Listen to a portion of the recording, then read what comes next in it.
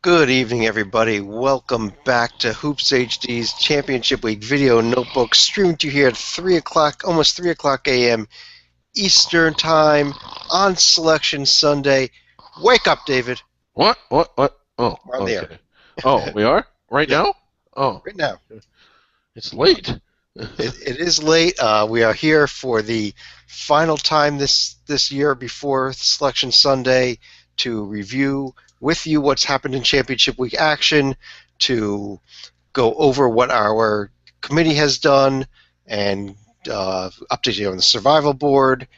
And what else do we have to do? I want to talk about our new service in case you have to work tomorrow. Our service is still available. Yes, we're getting feedback by this. We will be on tomorrow after the selection show to just kind of talk about it and match up what we liked, what we didn't like. I'm sure we won't like some of it, but we're going to have emails, Chad, feedback from our service. This is going to be. I'm excited about this. Yes, again, this is the service if you're having trouble watching games. Again, it'll be active next week during the NCAA tournament as well. If your boss won't let you, if your girlfriend, your spouse, your Anybody, yeah. anybody will not let you watch a game, email david.griggs@hoopshd.com and he will take care of it for you. I will. I mean, this is an incredible service. So everybody should get to see the games. But what we want to do is jump right into all the action today. Before we even go to the brackets and start pulling them up, David, let's start off in the Ivy League, where we had the one-game playoff tonight between Harvard and Yale, and what a game and what heartbreak for Yale. Yeah, Yale has not been in the NCAA tournament in 53 years. They've not won a conference championship. I don't know how the Ivy League does it. If it's a tie for first, if they're considered co-champions or not. But 53 years without an outright championship. What an 8-day time span that was for that team. They win at Harvard. They're all excited. All they got to do is go to Dartmouth, and very beatable team, one of the more beatable teams in the conference. They end up losing on a last-second shot, and today they had a shot go in with about 7 seconds to go and missed the last-second shot to the same team that they beat a week ago and appeared to have a virtual clinch. Yeah, and just heartbreak for Yale. They're probably NIT. If not, they should be in some other postseason tournament, but not the tournaments they want to be in. Just a shame. I mean, I think talent-wise, Harvard was the better team. They really had a disappointing season, Yeah, all being told. they really did. But Yale had their chances, and they can't blame anyone but themselves. That they really, especially with that Dartmouth loss. Yeah, they really can't. I mean, they win last week. It doesn't come down to this. It did set the storyline for what was great theater. To be honest, I was trying to follow this game. I was watching it on my phone. That's not easy to do when you don't have any arms or hands. But, I just got the sense that it was what we were hoping, a full house, a split crowd, really good atmosphere, big rivalry game. But, man, that one's going to sting for a while. You're absolutely right. It was everything like that. I was watching that game most of the afternoon, and it was really just a fun, exciting game. Talking about heartbreak, we also had some in the America East to start things off today, where Stony Brook really looked like they were finally going to get that first NCAA tournament bid, and they got bid again. Yeah, there are. In the world of sports, there are things that you talk about. I guess prior to 2004, I guess it was, or 2005, all the heartbreak the Red Sox had experienced, time and time and time again. Stony Brook seems to get. This is the third time in I think the last 4 or 5 years where they've lost in the championship game in spectacular, improbable fashion. Now, the other story here, though, was Hooley out for Albany. The story with him, his mother had gotten sick during the season. He's from Australia. He went back there, spent several weeks just sitting by her bedside. She eventually did pass away. Came back to the team. They all rallied around him. Down 2 points with about 5 seconds left in the game. He put up the three, hit it, won the game for them. Just an amazing story there. It is an amazing story.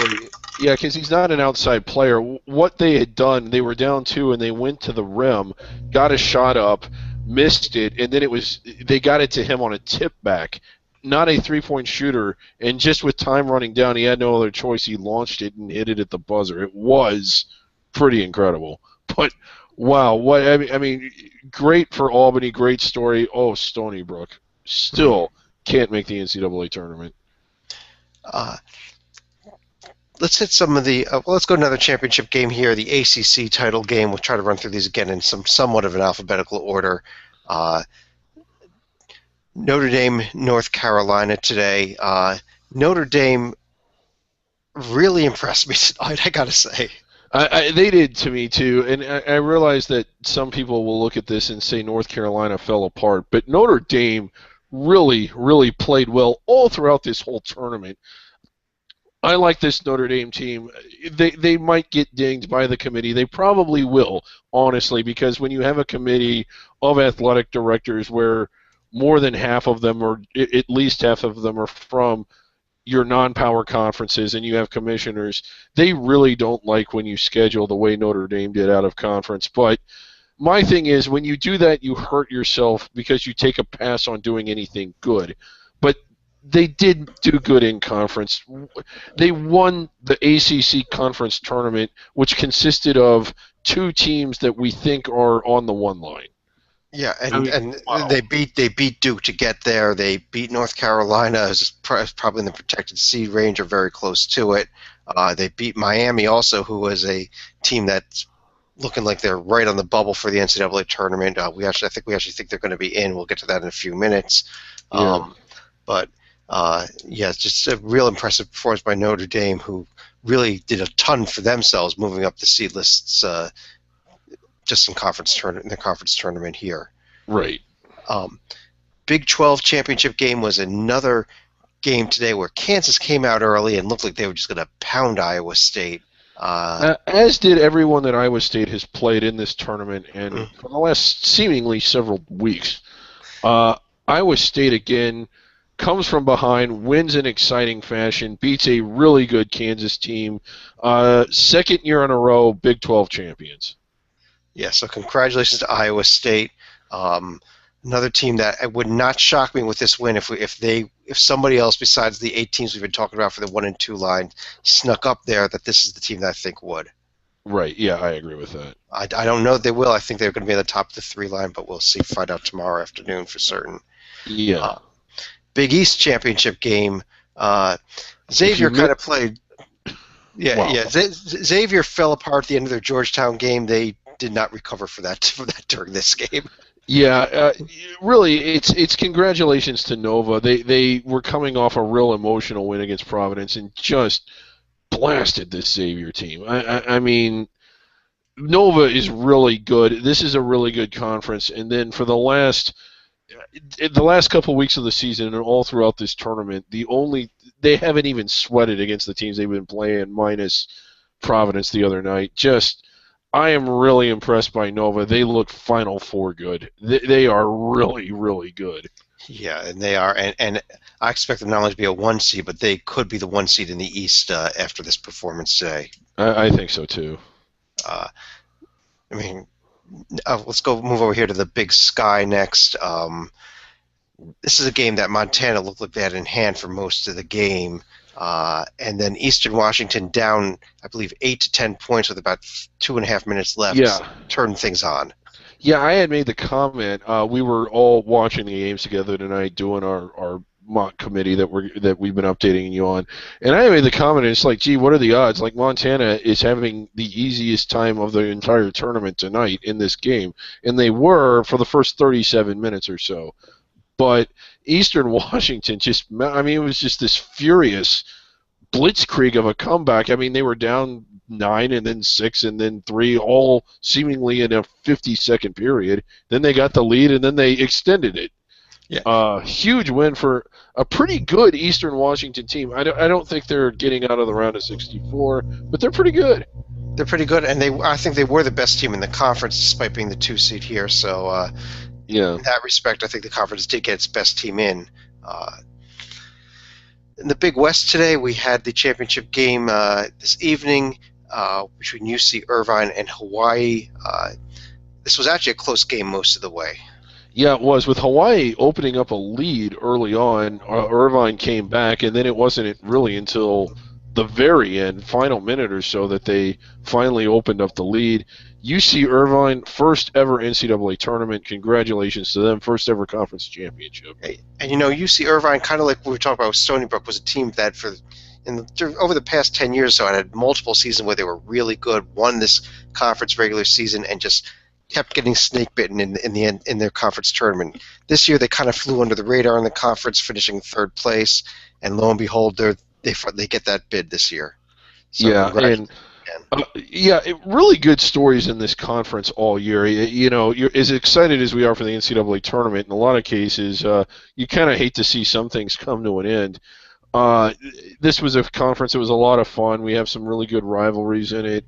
You had Hawaii's story, which we've talked a little about, but just the situation where they lost all their players, lost their coach weeks literally before the start of the season, and for them to rally and to have the kind of year that they did and almost get to the NCAA tournament.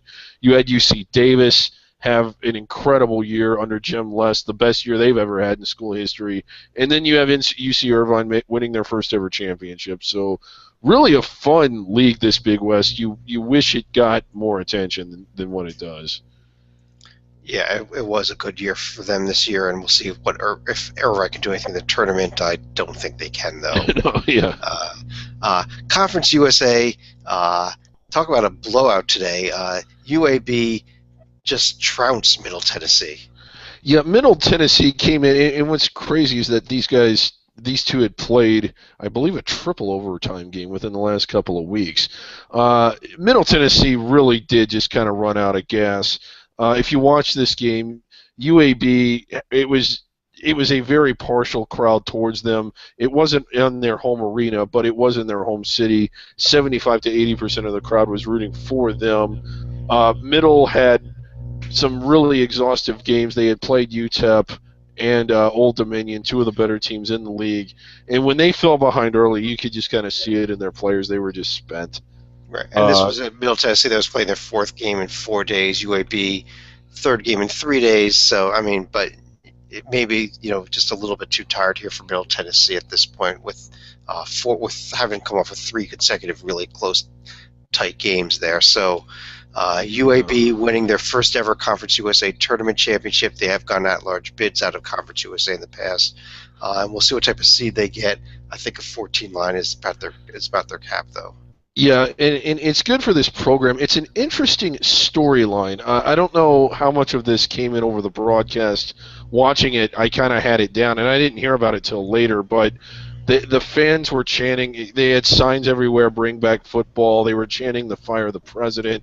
They had made mention of this in other previous tournament games. Their situation is very tumultuous. They're interesting, Chad. They are one of the youngest teams in Division I. They have all starters coming back and most of their reserves, yet we don't even know what kind of position they're going to be in next year because we don't know if they're going to be in this league or not. So lots of question marks. What should be a situation where there's a lot of stability, there's more question marks, and are they going to be able to retain a lot of this talent if they get thrown out of a conference and end up in an Atlantic Sun or a Sun Belt or even independent? Yeah, I mean, the conference postponed the final vote on this till I believe it's June, but I would anticipate even if they are voted out, they'll probably be able to play one more season just because it's going to be such a last-minute vote out.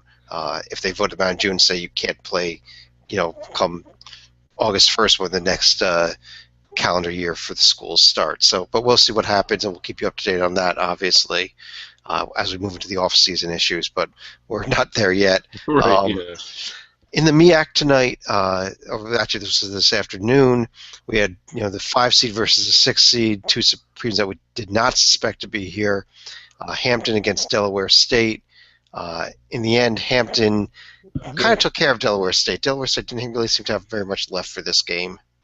No, they really didn't. And nice win by Hampton. Congratulations to them. They've had some history in the NCAA tournament. One of the few teams to ever advance as a 15 seed.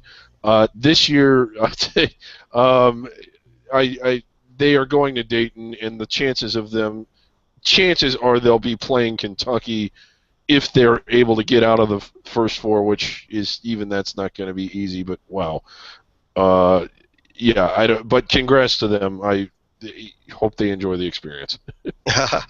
Yeah. Um, let's jump over here to the Mid-American Conference. Talking about teams that were making their first ever NCAA tournament.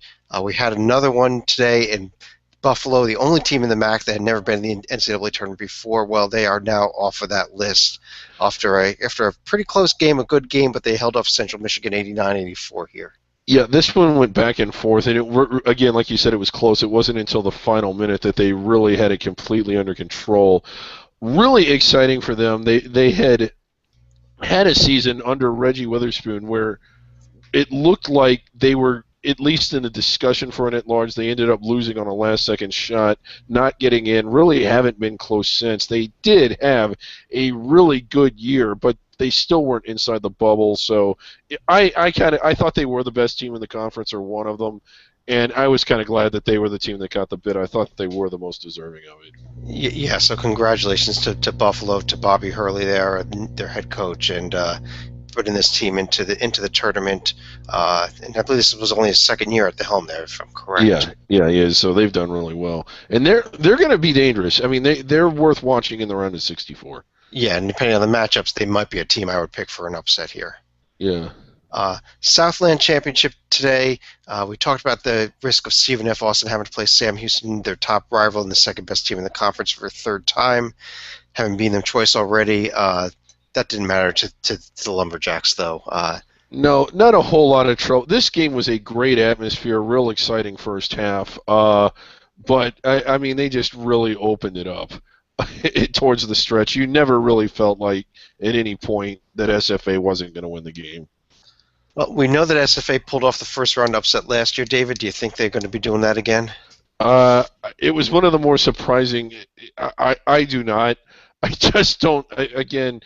I think they have 4 top 200 wins. Well, no, 5 after today, or is it 6? Anyway, not a whole lot. I just can't get that excited about that. We'll see what happens. But I said the same thing a year ago, and yeah. Man, was I surprised. In the Southwestern Athletic Conference, we had the meaningless exhibition game, pretty much, because Texas Southern had already wrapped up the automatic bid yesterday, Southern being ineligible. This was a pretty good game back and forth. Southern led most of the way, actually had a 1-point lead with under a minute left when they committed an intentional foul on a breakaway. It was actually a flagrant 2. The player got ejected. It was a complete mugging. It was, and they had the lead. It was so reckless, and I mean, you're glad the guy wasn't seriously injured, but yeah, nice win for Texas Southern.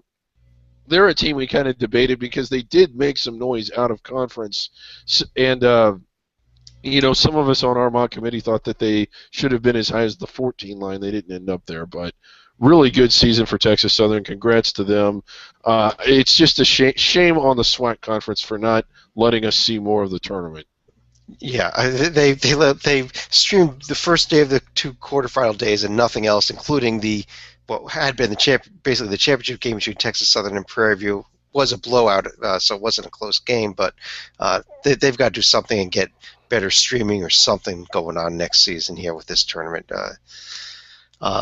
In the WAC tonight, we had the championship game between New Mexico State and Seattle. We expected New Mexico State to win this pretty much all season, and they did not let us down. Right, and again, back to the NCAA tournament, one of the silver linings to being in this weak, underexposed, really undermatched league is that, they're always there. I mean, March, they're always there. I still think it would be better for them to get in a stronger league. I don't know why a league like the Mountain West wouldn't show some interest. They only have 11 teams in basketball anyway, but here they are. They're dancing again, and New Mexico isn't. They're rivals across town or across the state. Yep. So congratulations to New Mexico State. We skipped over the Pac-12. jump back there. We don't have to spend too much time on this. Arizona just thoroughly throttled Oregon tonight. Really impressive showing. Lots of momentum going into the tournament for this Arizona team. And not much more we gotta discuss that. I want to move over though to the Mountain West. Among the championship games. I saved this for last because this is where we saw a bid get stolen tonight. Wyoming would not have been in the field had they lost this game to San Diego State. They pulled out a tough, close 45-43 win, and I think that this is a dangerous Wyoming team heading into the tournament now. They are playing with a ton of momentum. They are, and it goes back to their last game or two at the end of the regular season. They started looking good. I mean, they didn't play the toughest schedule. They didn't always look good during the year. I mean, it's a defensive-minded team. Sometimes it's kind of eye-gouging. Not a whole lot of offense tonight between Wyoming and San Diego State, but they got the win. They're in the field, and like you said, they're not easy to play against. And they did knock somebody out. Colorado State and Boise State, a pair of bubble teams in their own conference. One of them may end up being the team knocked out because of Wyoming getting into the field. Yeah, if you find out that the first team out was one of those two, that could have been the reason why. Yeah, Boise's getting in, but we also had 5 conferences in their semifinals today, with the championship games coming up tomorrow. Starting the Sun Belt. The game that most people probably are not going to be watching tomorrow, but it's going to be the better game probably. But it might be. But we had Georgia State in a close one over Louisiana Lafayette, and Georgia Southern with a 1-point win over Louisiana Monroe. A pair of really good games today. Yeah, it really was. And again, like the storylines here, it's like, are we going to get the 2 Louisiana teams or the 2 Georgia teams? Georgia State, Georgia Southern. I'm actually really looking forward to this one. Georgia State, a team, again, we say this every night, a team we really like coming into the year. They kind of let us down in conference play, even though they finished first. They got to this point last year and couldn't quite get in after running roughshod over the conference prior to the championship game. Here they are, ironically, after having somewhat of a disappointing year, but here they are 1 game away once again from the NCAA tournament. Maybe this is the year they get in. And you can't say enough about this Georgia Southern team. They moved up from the Southern Conference to the Sun Belt this year. And we're not good in the SoCon, not for basketball. Right. Yeah. And in all sports, I mean, their football team won the Sun Belt regular season year in football, and here they are in basketball playing for the conference championship tomorrow at 1 o'clock. So yeah, their football program, just real quick, it's a fascinating story. They were one of the top programs at the FCS level. The SoCon at FCS is the equivalent of a power conference. They transitioned up, but the rule for football is that you have to have 76 scholarships over 2 years. You have to average that. They had not, so they were ineligible for not having enough scholarships, yet they did not lose a single conference game, and they took Georgia Tech, a power conference team that was in the rankings, to the wall. Really good story. I'm against a lot of realignment, but in this case it worked out rather well for them. Yeah, so congratulations to Georgia Southern. See what they can do tomorrow against their in-state rivals there. We mentioned this a little bit. One of the games that game will be going up against is the SEC championship game. We had the semifinals today. Auburn not only going in as a significant underdog to begin with against Kentucky, missing 2 of their key players, including Simeon Bowish for this game. And I was listening to Bruce Pearl after the game, basically saying that if his team had won this might have been the greatest upset in the history of sports, and I think he might have been right. It would have been something. Wow, and Auburn was a lot of fun watching them in this tournament. They didn't have the best year. They finished 1 from the bottom, but despite that, you can tell just a lot of momentum in this Auburn program. They might be approaching the bubble next year, and the year after next, they're going to be a tournament caliber team almost every year, sold out all the time. Auburn is on their way. But again, the other storyline is Kentucky remains unbeaten. They haven't really been tested in the conference tournament yet, and honestly, as good as Arkansas is, it's a bad matchup for them. Kentucky, teams that like to run the way Arkansas does are the kinds of teams Kentucky just doesn't seem to have any problem with at all. Right. About that other semifinal there, Arkansas, Georgia, we spoke about it last night that Georgia really could have used this game to cement a bid. We're going to get to where our committee said about Georgia, but you look at this Georgia profile now, having lost this game, they have no top 50 wins, and more importantly, they have no wins against anybody that is solidly in the field. The only even bubble team they have wins against is 2 wins over Ole Miss this year, and they didn't get a chance for the third win there when Ole Miss got upset by South Carolina in the second round of this tournament. Yeah, Georgia really did need this one. Had they won this one, I think it would have put them in. Now I don't think they are in. It was just really good season for Georgia. I mean, much improved from what they've been in recent years. I don't mean this as faint praise. I think the NIT will be good for them. It's a program that's still building and trending up, but I don't see them in the NCAA tournament. You know, and I agree with you there, and our mock committee agreed as well. I still find it really fascinating that a lot of the other bracketologists out there are not only putting Georgia in, but saying that Georgia is safely in the field. So if they are left out tomorrow and you're surprised about it because people have been projecting them to be solidly in, remember where you heard that they would not be in. You heard it here first. Right. In the Big Ten Conference today, we had the semifinals as well. Wisconsin getting by Purdue, and Michigan State in a really good game got by Maryland here. Yeah, Michigan State is another team. We talked about Xavier yesterday that has just really, really improved their profile almost incrementally. And again, they got a tough assignment against Wisconsin, but the way they're playing, it wouldn't shock me if they beat them. It really wouldn't. I don't think they will. I think Wisconsin, our committee didn't give it to them. Again, we keep referencing that. I think if Wisconsin wins tomorrow, the real committee will give Wisconsin a 1 seed. Yeah, I think that this is a real close call, and I think it's between Wisconsin and Virginia for the 4th 1 seed right now.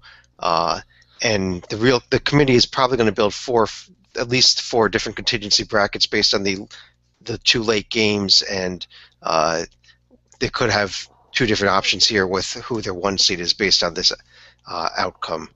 Yeah.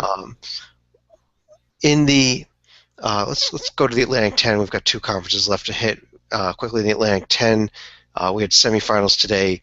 VCU very impressive against Davidson.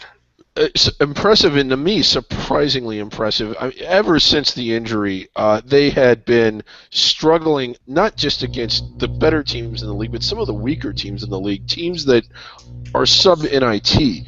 So it was really surprising to see them come out against what is a good Davidson team, the overall first-place team, a team that we think is inside the bubble, and just throttle them like this. Really, really impressive showing by Davidson, or at VCU today. Yeah, and the other game, Dayton was down most of the game to Rhode Island. It was close, but Rhode Island seemed to hold the lead most of the way with about 3 or 4 minutes left.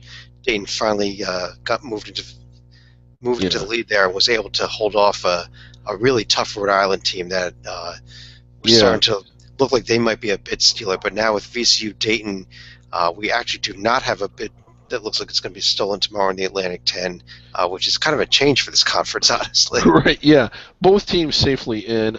Really, I mean, again, Dayton muscles out another win. They did it in the quarters. They did it in the semis. They've been doing it all year. I mean, can they do it tomorrow? I don't know. But, again, another one of those stories. Just a tremendous job Archie Miller has done this year. Really good story with Dayton with limited personnel. Win or lose tomorrow, they have nothing to feel bad about. Finally, what is going to be our most important game tomorrow, especially in terms of for bracketologists here, the American had its semifinals today. SMU, first of all, took care of Temple. It didn't really have too much trouble in this game. No. And Temple now very squarely on the bubble and is going to be sweating things out. And we're going to show you exactly how squarely we think they are in the bubble in a few minutes here. The other game, Tulsa looked like they had this game in hand most of the way. Yeah, Tulsa just came out and played awful, and UConn played worse. And for 30, I mean, it was just, I mean, you want to talk about a mud fight. This game was a mud. It was ugly, but UConn again came back, got the win. Their second. I mean, it's their third win in the conference tournament. Their second win that they've pulled out in the final minute. I believe this is the ninth straight tournament game they've won. When you go back through the NCAA last year, and I think they've won 11 out of 12. Survive in advance. Here they are at home against SMU, and as bad as they've been, if they win tomorrow, they're in. If they win tomorrow, they're in. Obviously, if they lose tomorrow, we're confident they're out, which means that the selection committee, especially this being the 3:15 start, is going to have two different contingency brackets, one with UConn in it and one with somebody else in it getting a last at-large bid. So Yes. should UConn win, they're going to knock somebody out. If SMU wins, UConn should be out, and one extra team will be getting in. That's what makes this game one of the most important games, probably the most important game of the day tomorrow. Yeah, and what drama. This is what leads in. Does CBS have this?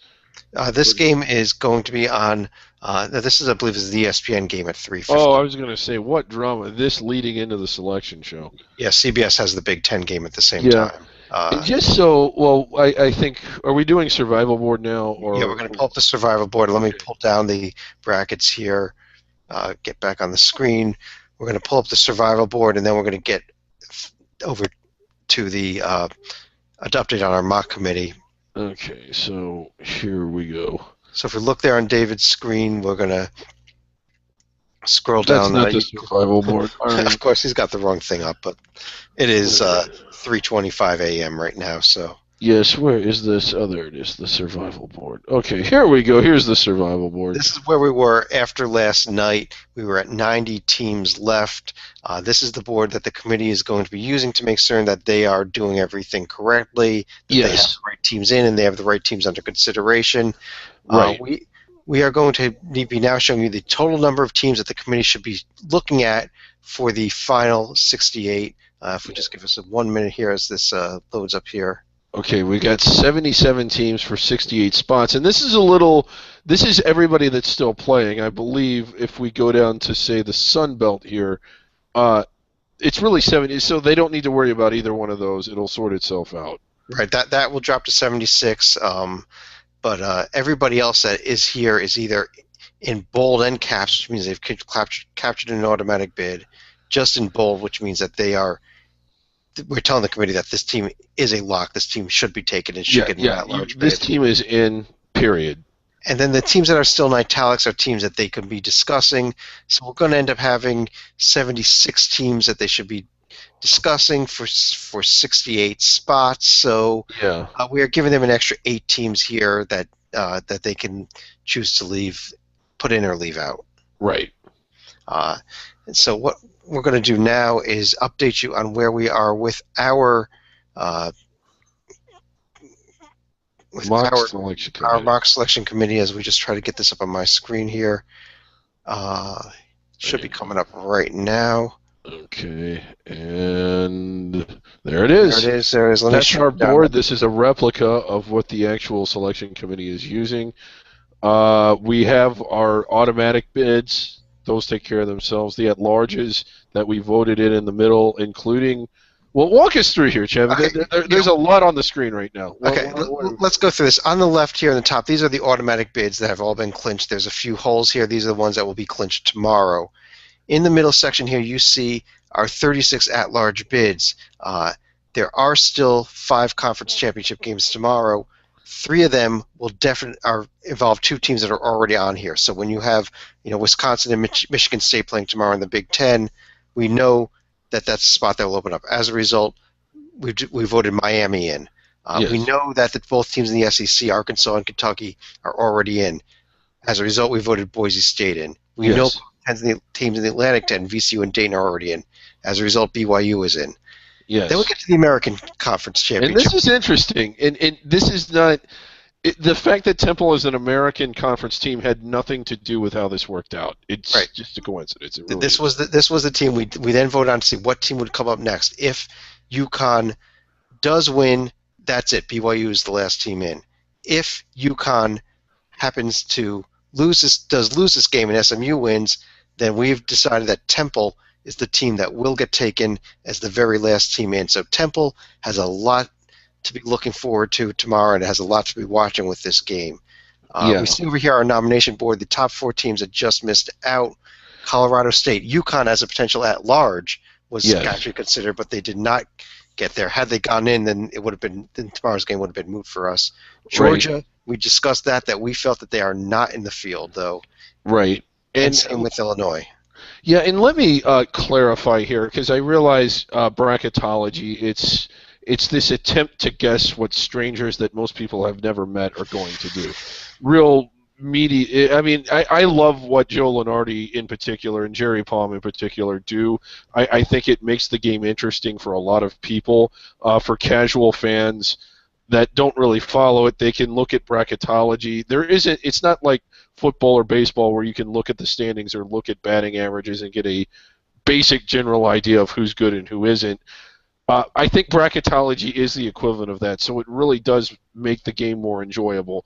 But we are not bracketologists in the sense that they are. We're not really too worried about guessing the committee and like who's on the 8 line, who's on the 9. We basically monitor ourselves, go through the process ourselves using the same points of emphasis, and sort of act as if we are the committee. Is that a fair statement? Exactly. We say what would we do if we were the committee. We're not guessing. Our committee gets together and we say if we were the 10 people in the room, this is how we would have the bracket. I mean, we'll compare our results to what the actual committee does and see how it comes out. But again, we are not guessing the committee. We are saying these are the 36 teams that we believe should get at-large bids, and these are the way that all 68 teams should be ordered and how they should be bracketed. If we see right over here on the right-hand side, this whole yellow and blue thing here, this is our seed list 1 through 70. Now, it's got 2 extra teams in there, and that is because, first of all, we have both UConn and Temple in here. Depending on what happens in tomorrow's game, one of those teams will disappear. Everyone will move up. Below them will move up a spot. The other thing is with the Sun Belt Championship game, we do like Georgia State better than Georgia Southern, so we don't have them both on the same spot. Whoever loses that game again will be removed as well. As soon as those 2 games are over, we'll be down to a 1 to 68 seed list, which we'll then put into a bracket and have on the website for you probably around 5:30, 5:45 tomorrow afternoon. Yeah, we will have a preliminary bracket just to get something a little more up to date in the morning. We will bracket this seed list, either you or I will, but that will not be the official bracket. It will just be.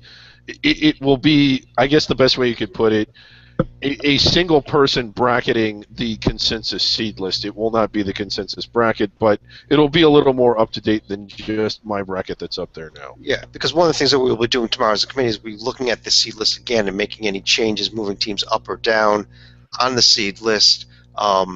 If you look at the seed list, the partial seed list we had up yesterday, you'll notice that there are some changes there even that we made tonight. We're going to go through it again. There is an outside shot. We could even change the at-large teams before the end of the day tomorrow, although I think we were pretty solid that I remember last year, I think on the Sunday we did end up changing our last at-large team, and I do not believe that. I don't think it's going to happen. I just don't think there was much of a push to say that Temple should be out and either Colorado State, Georgia, or Illinois should be in instead of them. Yeah. I could see the real committee in looking at this. I could see them taking Georgia. I could even see them taking Tulsa, and I'm basing that simply on recent trends. Keep in mind, 10 of the 10 people that are on the committee, 8 were on it last year. It's a committee that heavily valued road wins, even against decent and even weak teams. There's no other way to explain BYU getting on the 10 line last year and the A10 teams doing as well, not to criticize them, but Tulsa has the kind of profile, minus the Southeast Oklahoma loss, that the committee favored a year ago. So does Georgia in that sense. Despite the non-quality wins, they have wins on the road, I think. And Colorado State's the other one. As does Colorado State. In fact, I think Colorado State will be in. And the other, Murray State's the other one with the... Yeah. That's going to be an interesting case, although nobody really in our committee had anyone push to put them in. Yeah. But I think the real committee will put Colorado State in, just going through here. I think the real committee will put Whiskey on the 1 line if they win tomorrow. But I don't agree with the Royal Committee, and that's why we have Virginia there. And this is a final note you see there right next to the blue words right dead center. The most important thing about this selection board, the centenary winner this year, again, Grambling, congratulations to them for being the worst team in Division One and playing in a conference that doesn't know what it wants to do about its streaming for its video for its conference tournament. Yes, very much deserving of that award. All right. On that note, David, anything else you wanted to hit on tonight before we called it an evening? Nothing. I mean, again, it's the last day of games before the NCAA tournament tomorrow. It's been fun. It has flown by. In some ways, it's kind of sad for me to see it end. I mean, as excited as we are in November, and as fun as it is to watch the season progress, it's sort of like the big rock show when the band comes out and plays their biggest hit. It's awesome, but it's almost over. So, and the funny thing is, for a lot of people, the college basketball season doesn't even start till tomorrow when the selections are announced. So we will be back on tomorrow night and probably at least once during the week to talk about the tournament. We're going to have all kinds of stuff going up on the website. But as far as our nightly shows that we've had, Championship Week Video Notebook, David, it's been a lot of fun again, and we'll be doing it again next year. But of course, we're far from done for this season. Yeah, we're far from done from this season. But the other point I would like to stress, and we're hoping to touch on this later on in the week, basketball season does not just fall out of the sky. It really does start in November, and there are hugely exciting games all the way through that shape everything we're doing now. So if you love basketball, I mean, I realize our traffic has almost quadrupled in the last week or two. It starts in November. It really does. Come back in November. We'll be here all year long. Come back tomorrow night first, but after we get to past the end of the tournament, come back in November as well. And for now, have a good night, everybody, and we'll talk to you again real soon.